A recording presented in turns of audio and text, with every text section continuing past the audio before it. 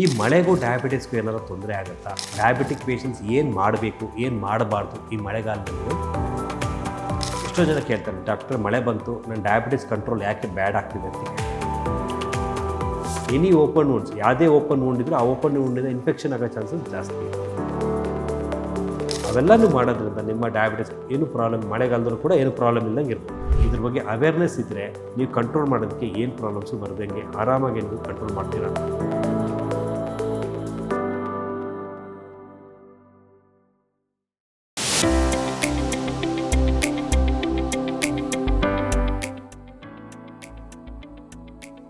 ನಮಸ್ಕಾರ, welcome to sweet news about diabetes by doctor Suman. ಸಾಕಷ್ಟು ಮಾಹಿತಿನ ಬಂದಿದೆ ಆಲ್ರೆಡಿ. ಈ ಟ್ರೆಂಡಿಗೆ ಬರೋಂಥ ಮಾಹಿತಿ ಏನಪ್ಪ ಅಂದರೆ, ಜನ್ರಲಾಗಿ ಮಳೆಗಾಲ ಎಲ್ಲರಿಗೂ ಸ್ಟಾರ್ಟ್ ಆಗ್ತದೆ ಅಂತ ಎಲ್ಲರಿಗೂ ಗೊತ್ತೇ ಇದೆ. ಸಿಕ್ಕಾಪಟ್ಟೆ ಮಳೆ ಬರ್ತಾಯಿದೆ. ಈ ಮಳೆಗೂ ಡಯಾಬಿಟಿಸ್ಗೂ ಏನಾದರೂ ತೊಂದರೆ ಆಗುತ್ತಾ? ಡಯಾಬಿಟಿಕ್ ಪೇಷಂಟ್ಸ್ ಏನು ಮಾಡಬೇಕು, ಏನು ಮಾಡಬಾರ್ದು ಈ ಮಳೆಗಾಲದಲ್ಲಿ ಅನ್ನೋದು ಹೇಳ್ತಾ ಹೋಗ್ತೀನಿ. ಯೂಶ್ವಲಾಗಿ ಮಳೆ ಬಂದಾಗ ಏನಾಗುತ್ತೆ, ಎಷ್ಟೋ ಜನ ಕೇಳ್ತಾರೆ, ಡಾಕ್ಟರ್ ಮಳೆ ಬಂತು, ನನ್ನ ಡಯಾಬಿಟಿಸ್ ಕಂಟ್ರೋಲ್ ಯಾಕೆ ಬ್ಯಾಡ್ ಆಗ್ತಿದೆ ಅಂತ ಕೇಳ್ತಾರೆ. ನೀವೇ ಹೇಳಿಮ್ಮ ಏನಕ್ಕೆ ಬ್ಯಾಡ್ ಆಯಿತು ಅಂತ ಕೇಳಿದಾಗ ಅವ್ರಿಗೆ ಹೇಳ್ತಾರೆ, ಹೌದು ಡಾಕ್ಟ್ರೆ, ಮಳೆಗಾಲದಲ್ಲಿ ನಾನು ವಾಕಿಂಗ್ ಬಿಟ್ಬಿಟ್ಟೆ ಅಂತ ಹೇಳಿ. ಯಾಕೆಂದರೆ ವಾಕಿಂಗ್ ಮಾಡೋಕ್ಕಾಗಲ್ಲ, ಮಳೆ ಬರ್ತಾ ಇರುತ್ತೆ, ಜಾರುತ್ತೆ, ಭಯ ಇರುತ್ತೆ, ಬಿದ್ದೋಗ್ಬಿಡ್ತೀನಿ ಅನ್ನೋಂಥ ಯೋಚನೆ ಇರುತ್ತೆ. ಹಾಗಾಗಿ ವಾಕಿಂಗ್ ಕಮ್ಮಿ ಮಾಡಿಬಿಡ್ತಾರೆ. ಸೊ ಹಾಗಾಗಿ ಶುಗರ್ ಲೆವೆಲ್ ಜಾಸ್ತಿ ಆಗುತ್ತೆ. ಬಟ್ ಇನ್ನು ಕೆಲವರು ಮಳೆಗಾಲದಲ್ಲಿ, ಡಾಕ್ಟ್ರೆ ನಾನು ಮಳೆಗಾಲದಲ್ಲಿ ಸ್ವಲ್ಪ ಜಾಸ್ತಿ ವಾಕ್ ಮಾಡಿಬಿಟ್ಟೆ, ಕಾಲೆಲ್ಲ ನೀರು ತುಂಬ್ಕೊಂಡ್ಬಿಡ್ತು, ಕಾಲಿಂದ ಗಾಯಗಳಾಗೋಯ್ತು, ನನಗೆ ಗೊತ್ತಾಗಿಲ್ಲ, ಅದರಿಂದ ಇನ್ಫೆಕ್ಷನ್ ಆಗಿಬಿಟ್ಟಿದೆ, ಇನ್ಫೆಕ್ಷನ್ದ ಕಾಲು ಗಾಯದಿಂದ ಶುಗರ್ ಲೆವೆಲ್ ಜಾಸ್ತಿ ಆಗಿದೆ ಅಂತಲೂ ಬರ್ತಾರೆ. ಸೊ ಹಾಗಾಗಿ ಮಳೆಗಾಲದಲ್ಲಿ ಏನೇನು ಮಾಡಬೇಕು, ಏನೇನು ಮಾಡಬಾರ್ದು, ಡೂಸ್ ಆ್ಯಂಡ್ ಡೋಂಟ್ಸ್ ಅಂತ ನಾವು ಕರಿತೀವಿ. ಅದನ್ನು ಒಂದೊಂದಾಗಿ ಹೇಳ್ತಾ ಬರ್ತೀನಿ. ಅದನ್ನು ನೀವು ತಿಳ್ಕೊಂಡ್ರೆ ಈ ಮಳೆಗಾಲದಲ್ಲಿ ಏನು ಮಾಡಬೇಕು, ಏನು ಮಾಡಬಾರ್ದು ಅನ್ನೋದು ನೋಡ್ಕೊಳ್ಳಿ. ಮೋಸ್ಟ್ ಇಂಪಾರ್ಟೆಂಟ್ ನಾವೇನು ಹೇಳ್ತೀವಿ, ಮಾನಿಟ್ರಿಂಗ್ ಮಾಡಬೇಕು ಅಂತ ಹೇಳ್ತೀವಿ. ಅಂದರೆ ಆವಾಗವಾಗ ನಿಮ್ಮ ಶುಗರ್ ಲೆವೆಲ್ ಚೆಕ್ ಮಾಡಬೇಕು. ಶುಗರ್ ಲೆವೆಲ್ ಒಂದೇ ಅಲ್ಲ, ಕಾಲನ್ನು ಚೆಕ್ ಮಾಡಬೇಕು. ಕಾಲಲ್ಲಿ ಗಾಯ ಆಗ್ತಿದೆಯಾ, ಕಾಲು ಏನಾರು ಇದೆಯಾ, ಸ್ಪರ್ಶನ ಕಳ್ಕೊತಿದ್ದೀವಾ, ಅದನ್ನು ಚೆಕ್ ಮಾಡಬೇಕು. ಅದನ್ನು ಚೆಕ್ ಮಾಡೋದ್ರಿಂದ ನಿಮ್ಮ ಡಯಾಬಿಟಿಸ್ ಕಂಟ್ರೋಲ್ಗೆ ಹೆಲ್ಪ್ ಆಗುತ್ತೆ. ಪ್ಲಸ್ ಡಯಾಬಿಟಿಸ್ ಮಳೆಗಾಲದಲ್ಲಿ ಬರೋಂಥ ಪ್ರಾಬ್ಲಮ್ಸ್ನ ಅವಾಯ್ಡ್ ಮಾಡ್ಬೋದು. ಸೆಕೆಂಡ್ ನಾವು ಏನು ಹೇಳ್ತೀವಿ ಅಂದರೆ, ಫುಟ್ ಕೇರ್ ಅಂತ ನಾವು ಹೇಳ್ತೀವಿ. ಫುಟ್ ಕೇರ್ ಅಂತ ಹೇಳೋದಂದರೆ, ಪ್ರತಿದಿನ ಡಯಾಬಿಟಿಕ್ ಪೇಷಂಟ್ಸು ಕಾಲು ಬೆಡ್ಸಂದು ನೀಟಾಗಿ ಕ್ಲೀನ್ ಮಾಡಬೇಕು, ಒರೆಸಿಸ್ಕೊಂಡು ಕಾಲಿಗೆ ಚೆನ್ನಾಗಿ ಮಾಯಿಶ್ಚರೈಸರ್ ಅಂತ ನಾವು ಹೇಳ್ತೀವಿ. ಅಂದರೆ ಕೋಕೋನಟ್ ಆಯಿಲ್ ಆಗಲಿ ಅಥವಾ ಈ ನಿವಿಯಾ ಕ್ರೀಮ್ಸ್ ಆಗಲಿ ಅಥವಾ ಎನಿ ಮಾಯಿಶ್ಚರೈಸಿಂಗ್ ಕ್ರೀಮ್ಸ್ನ ನೀವು ಹಾಕೋದ್ರಿಂದ ಕಾಲು ಸ್ಕಿನ್ ಟೆಕ್ಸ್ಚರು ಚೆನ್ನಾಗಿರುತ್ತೆ. ಮೋಸ್ಟ್ ಇಂಪಾರ್ಟೆಂಟ್, ನೀವು ಒದ್ದೆ ಆದಾಗ ಕಾಲನ್ನ ನೀಟಾಗಿ ಅವಾಗ ಒರೆಸಿಸ್ಕೊಳ್ತಾ ಇದ್ರೆ ಏನಾಗುತ್ತೆ, ಕಾಲು ಬೆಡ್ಸಂದು ಈ ಕೆಸರನ್ನು ಅಂತ ನಾವು ಹೇಳ್ತೀವೋ ಅದು ಕಾಮನಾಗಿ ಆಗಿಬಿಡುತ್ತೆ. ಅದಕ್ಕೋಸ್ಕರ ಅದು ಕೂಡ ಇಂಪಾರ್ಟೆಂಟ್. ಕಾಲು ಎಷ್ಟು ಡ್ರೈ ಇಟ್ಕೊತೀರೋ ಅಷ್ಟು ಒಳ್ಳೆಯದು. ಅದ್ರ ಜೊತೆಗೆ ಮಾಯಿಶ್ಚರೈಸರ್ಸು ಹಾಕಿ ಸ್ಕಿನ್ ಟೋನ್ನು ಕೂಡ ಚೆನ್ನಾಗಿಟ್ಕೊಬೇಕು, ಸ್ಕಿನ್ ಟೆಕ್ಸ್ಚರ್ ಕೂಡ ಚೆನ್ನಾಗಿಟ್ಕೊಬೇಕು ಅಂತ ನಾವು ಹೇಳ್ತೀವಿ. ಹೈಜೀನ್ ಅಂತ ಹೇಳ್ತಂದರೆ, ಎಷ್ಟೊಂದು ಜನಕ್ಕೆ ಡಯಾಬಿಟಿಕ್ ಪೇಷಂಟ್ಸು ಮಳೆಗಾಲದಲ್ಲಿ ತುಂಬ ಮಳೆಯಲ್ಲಿ ನೆಂದುಬಿಟ್ಟಾಗ ಸ್ವೆಟ್ಟಿಂಗ್ ಎಲ್ಲ ಆಗಿರುತ್ತೆ, ಮಳೆಯಲ್ಲಿ ನೆಂದುಬಿಟ್ಟಿರ್ತಾರೆ. ಪ್ಲಸ್ ಅವೆಲ್ಲ ಏನಾಗುತ್ತೆ ಅಂದರೆ ಇನ್ಫೆಕ್ಷನ್ ಕಾಸ್ ಮಾಡೋಕ್ಕೆ ತುಂಬ ಜಾಸ್ತಿ ಇರುತ್ತೆ ಚಾನ್ಸಸ್. ಇದನ್ನು ಕೇಳಬೇಕು ಅಂದರೆ ನಾವು ಬಾಡಿನ ಡ್ರೈನೆಸ್ ಜಾಸ್ತಿ ಇಟ್ಕೋಬೇಕು. ಅಂದರೆ ರಿಪೀಟೆಡಾಗಿ ಇನ್ ಕೇಸ್ ಏನಾದ್ರು ವೆಟ್ ಆಗಿದ್ದರೆ ಬಾಡಿಗೆ ಹೋಗಿ ಸ್ನಾನ ಮಾಡಿ ಕ್ಲೀನಾಗಿ ಇಟ್ಕೊಳ್ಳೋದು important. Hygiene is very very important in diabetes ಅಂತ ನಾವು ಕರಿತೀವಿ. ಇನ್ನು ಕೆಲವರು ಹೇಳ್ತೀವಿ ಅಂದರೆ ಮೆಡಿಸಿನ್ಸ್. ಇವಾಗ ಏನಾಗುತ್ತೆ, ಡಯಾಬಿಟಿಕ್ ಪೇಷಂಟ್ಸಲ್ಲಿ ಎಷ್ಟೊಂದು ಮೆಡಿಸಿನ್ಸ್ನ ನಾವು ಈಚೆ ಕಡೆ ಅಟ್ಮಾಸ್ಫಿಯರಲ್ಲಿ ಇಟ್ಬಿಟ್ಟಾಗ ಏನಾಗುತ್ತೆ, ಅದ್ರ ನೀರೊಳಗೆ ಸೇರಿಕೊಂಡು ಅದ್ರ ಮೆಡಿಸಿನ್ ಎಫೆಕ್ಟಿವ್ ಕಮ್ಮಿ ಆಗ್ತಾ ಬರುತ್ತೆ. ಸೊ ಆದಷ್ಟು ಮೆಡಿಸಿನ್ಸ್ ನೀವು ಡ್ರೈನೆಸ್ನಲ್ಲಿ ಇಟ್ಕೊಬೇಕು ಅಂತ ನಾವು ಹೇಳ್ತೀವಿ. ನೀರು ಬೀಳೋದಾಗಲಿ, ಮದುವೆ ಬೀಳೋದಾಗಲಿ ಅದು ಆದಷ್ಟು ಆಗಬಾರ್ದು. ಇನ್ಸುಲಿನ್ ಕೂಡ ಕ್ಲೀನ್ ಆ್ಯಂಡ್ ಡ್ರೈ ಸೋರ್ಸಸಲ್ಲಿ ಇಡೋದು ಆಲ್ವೇಸ್ ಎ ಬೆಟರ್ ಆಪ್ಷನ್ ಅಂತ ಹೇಳ್ತೀವಿ. ಏಕೆಂದರೆ ಎಷ್ಟೊಂದು ಮೆಡಿಸಿನ್ಸ್ ಏನಾಗುತ್ತೆ ಅಂದರೆ ಈ ಮಾಯಿಶ್ಚರೈಸರ್ಸ್ ಮೀನ್ಸ್ ಈ ಮಾಯಿಶ್ಚರನ್ನು ಮಿಕ್ಸ್ ಆದಾಗ ಅದ್ರ ಎಫೆಕ್ಟಿವ್ನೆಸ್ ಕಮ್ಮಿ ಆಗಿರುತ್ತೆ. ಅದಕ್ಕೋಸ್ಕರ ಇಂಪಾರ್ಟೆಂಟ್ ಮೆಡಿಸಿನ್ಸ್ನ ನಾವು ಡ್ರೈ ಆಗಿ ಇಟ್ಕೊಳ್ಳೋದು ತುಂಬ ಇಂಪಾರ್ಟೆಂಟ್.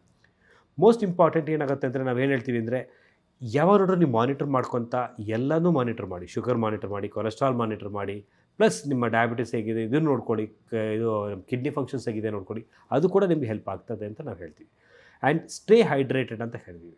ಸ್ಟೇ ಹೈಡ್ರೇಟೆಡ್ ಅಂದರೆ ಯಾಕೆ ಅಂದರೆ, ಈ ಚಳಿಗಾಲದಲ್ಲಿ ಯೂಶ್ವಲಾಗಿ ನಾವು ಚಳಿ ಇರುತ್ತೆ, ಸೊ ಒಟ್ಟು ಬಾಯಾರಿಕೆ ಜಾಸ್ತಿ ಆಗೋಲ್ಲ, ನಾವು ನೀರಿನ ಅಂಶ ಜಾಸ್ತಿ ತೊಗೊಳ್ಳಲ್ಲ. ಅದಕ್ಕೋಸ್ಕರ ಅವಾಗವಾಗ ನೀರು ತೊಗೊಳ್ಳಿ. ನೀರು ಕೂಡ ಡಯಾಬಿಟಿಸಲ್ಲಿ ತುಂಬ ಇಂಪಾರ್ಟೆಂಟ್ ಅಂತ ನಾವು ಕರಿತೀವಿ. ಅದು ಕೂಡ ನಿಮ್ಗೆ ಹೆಲ್ಪ್ ಆಗುತ್ತೆ ಅಂತ ಹೇಳ್ತೀವಿ. ಫಿಸಿಕಲ್ ಆ್ಯಕ್ಟಿವಿಟೀಸ್ನ ನೀವು ಇನ್ ಕೇಸ್ ಮಳೆ ಬಂತ ವಾಕಿಂಗ್ ಮಾಡೋಕ್ಕಾಗಿಲ್ವಾ, ನೋ ಪ್ರಾಬ್ಲಮ್, ನಾಟ್ ನೆಸರಿ ವಾಕಿಂಗೇ ಮಾಡಬೇಕು ಅಂತ ಏನಿಲ್ಲ. ಮನೇಲಿ exercises, free hand exercises, clapping, stretching, yoga ಅಂಥವೆಲ್ಲ ಮಾಡಿ. ಅದಕ್ಕೆ ನೀವು ಹೊರಗಡೆ ಹೋಗಲೇಬೇಕು ಅಂತ ಏನಿಲ್ಲ. ಅದು ಕೂಡ ನಿಮಗೆ ಡಯಾಬಿಟಿಸ್ ಕಂಟ್ರೋಲ್ಗೆ ಮ್ಯಾಟ್ರ್ ಆಗುತ್ತೆ. ಅವೆಲ್ಲನೂ ಮಾಡೋದ್ರಿಂದ ನಿಮ್ಮ ಡಯಾಬಿಟಿಸ್ ಏನು ಪ್ರಾಬ್ಲಮ್, ಮಳೆಗಾಲದಲ್ಲೂ ಕೂಡ ಏನು ಪ್ರಾಬ್ಲಮ್ ಇಲ್ಲದಂಗೆ ಇರ್ಬೋದು. ಮೋಸ್ಟ್ ಇಂಪಾರ್ಟೆಂಟ್ ಮಾಡದೇ ಇರೋದೇನಪ್ಪ ಡಯಾಬಿಟಿಸಲ್ಲಿ ಮಳೆಗಾಲದಲ್ಲಿ ಅಂದರೆ, ಅವಾಯ್ಡ್ ಸ್ಟ್ರೀಟ್ ಫುಡ್ ಅಂತೀವಿ. ಹೊರಗಡೆ ತಿನ್ನೋದನ್ನು ಫಸ್ಟು ಅವಾಯ್ಡ್ ಮಾಡಿ.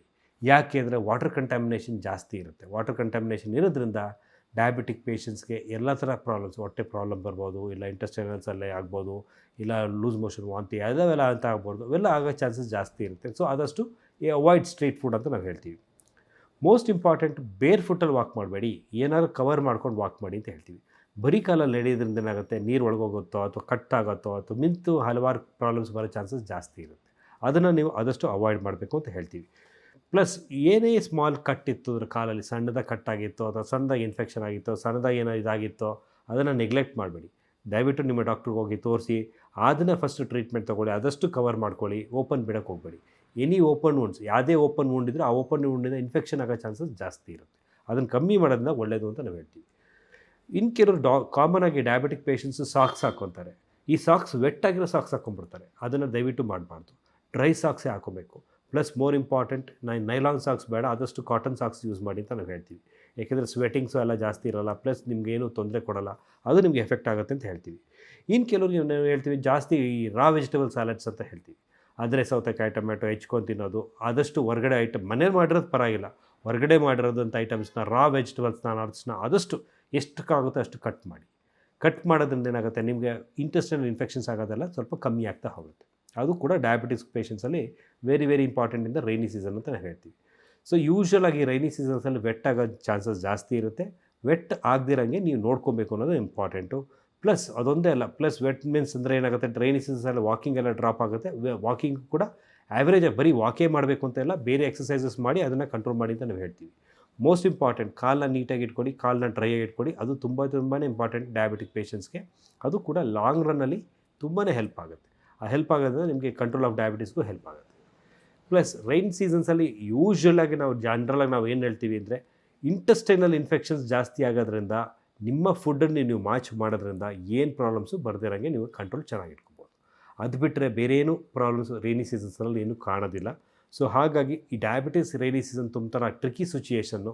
ನಿಮಗೆ ತಿಳ್ಕೊಂಡಿದ್ರೆ, ಇದ್ರ ಬಗ್ಗೆ ಅವೇರ್ನೆಸ್ ಇದ್ದರೆ, ನೀವು ಕಂಟ್ರೋಲ್ ಮಾಡೋದಕ್ಕೆ ಏನು ಪ್ರಾಬ್ಲಮ್ಸು ಬರ್ದಂಗೆ ಆರಾಮಾಗಿ ನೀವು ಕಂಟ್ರೋಲ್ ಮಾಡ್ತೀರಾ ಅಂತ ಹೇಳ್ತಾ ನಾನು 2 ಮಾತನ್ನ ಮುಗಿಸ್ತಾ ಇದ್ದೀನಿ. ಏನೇ ಅನುಮಾನ ಇತ್ತು ಅಂದರೂ any time you can contact us. ಮಧುಮೇಹ ಅಂತ ಡಯಾಬಿಟಿಕ್ ಸೆಂಟರ್ಸ್ ಇದೆ ಜಯನಗರದಲ್ಲಿ, ಅಲ್ಲಿ ನಾವು ಅವೈಲೇಬಲ್ ಇದ್ದೇ ಇರ್ತೀವಿ. ಎನಿ ಟೈಮ್ ನೀವು ಬಂದರೆ ನಾವು ಅದ್ರ ಬಗ್ಗೆ ಎಕ್ಸ್ಪ್ಲನೇಷನ್ಸ್ ಕೊಡ್ತೀವಿ. ನಮಸ್ಕಾರ. ಆರೋಗ್ಯ ಮಾಹಿತಿಯ ಇಂಥ ಮತ್ತಷ್ಟು ವಿಡಿಯೋಗಳಿಗಾಗಿ Vishwavani health YouTube channel subscribe ಮಾಡಿ.